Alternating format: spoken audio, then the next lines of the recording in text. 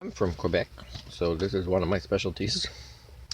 I'm watching this movie, not even finished, and I want to say that one of the things about Quebec culture, and it's not surprising because they've been moving away from the concept of accountability faster than most of the other provinces, is they're clueless about how the ways they want to help often makes things worse.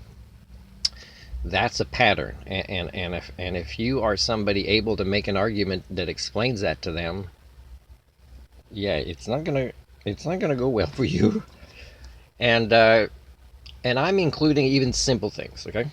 But here,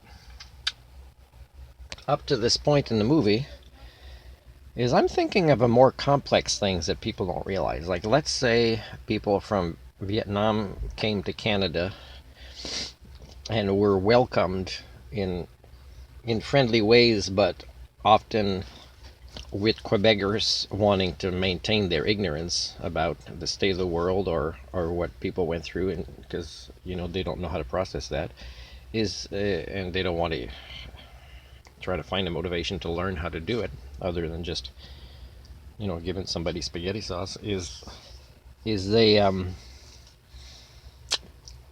these Vietnamese, let's say, that came after the war had one side taken advantage, while some came before that. Well, in a way, the Vietnamese that come end up being in conflict with each other because they kind of were on opposing sides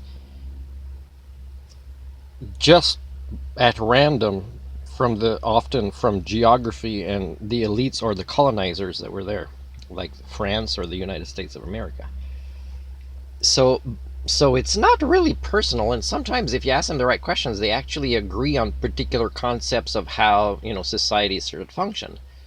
But when they've been relocated, they've seen people suffer and die in their families. They have traumas that create more war when they get taken in by, let's say, a nation like Canada.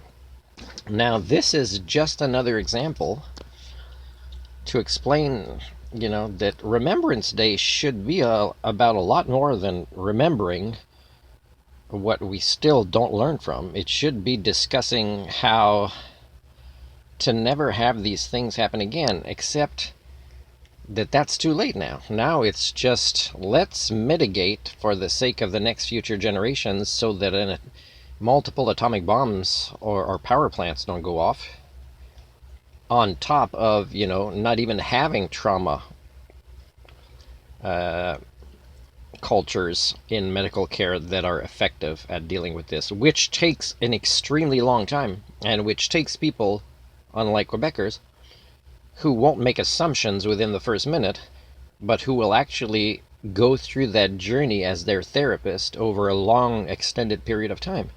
And of course, the intellectual laziness in Quebec is not lower than other provinces or other parts of the world. It's a little bit higher, the intellectual laziness, let's say, than a lot of other places in Canada, for example, that are, let's say, non-Indigenous. I'm going to include so non-Indigenous, let's say, healthcare providers related to counseling or psychiatry are more intellectually lazy in Quebec, and that's measurable. I mean, léger. You want to go and study this? I worked for you once to do a big survey related to medical care in Quebec. So I know that sometimes you are able to find and train people to understand how to formulate these questions, ask them, and compile the data so that you can improve yourselves as Quebecers. But I don't think it's very likely.